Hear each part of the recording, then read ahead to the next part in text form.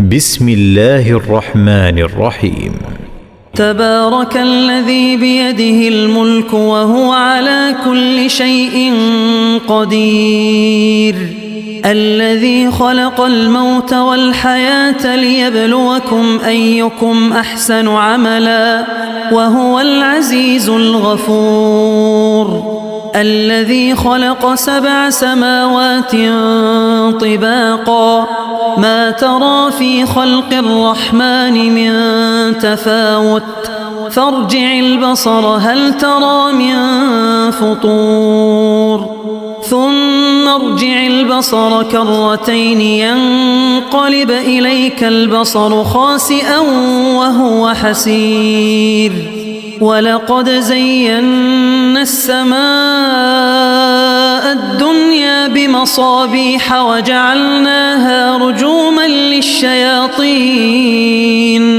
وأعتدنا لهم عذاب السعير، وللذين كفروا بربهم عذاب جهنم وبئس المصير، إذا ألقوا فيها سمعوا لها شهيقا وهي تفور تكاد تميز من الغيظ، كلما ألقي فيها فوج سألهم خزنتها ألم يأتكم نذير، قالوا بلى قد جاءنا نذير فكذبنا وقلنا ما نزل الله من شيء إن أنتم إلا في ضلال كبير، وقالوا لو كنا نسمع أو نعقل ما كنا في أصحاب السعير، فاعترفوا بذنبهم فسحقا لأصحاب السعير، إن الذين يخشون ربهم بالغيب لهم مغفرة وأجر كبير، وأسروا قولكم أو اجهروا به إنه عليم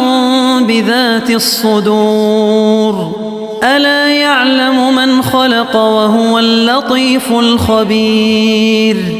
هو الذي جعل لكم الأرض ذلولا فامشوا في مناكبها وكلوا من رزقه وإليه النشور، أأمنتم من في السماء أن يخسف بكم الأرض فإذا هي تمور، أم أمنتم من في السماء أن يرسل عليكم حاصبا فستعلمون كيف نذير، ولقد كذب الذين من قبلهم فكيف كان نكير، أولم يروا إلى الطير فوقهم صافات ويقبضن ما يمسكهن إلا الرحمن إنه بكل شيء بصير، أمن هذا الذي هو جند لكم ينصركم من دون الرحمن إن الكافرون إلا في غرور، أمن هذا الذي يرزقكم إن أمسك رزقه بل لجوا في عتو ونفور، أفمن يمشي مكبا على وجهه أهدى أمن يمشي سويا على صراط مستقيم، قل هو الذي أنشأكم وجعل لكم السمع والأبصار والأفئدة قليلا ما تشكرون،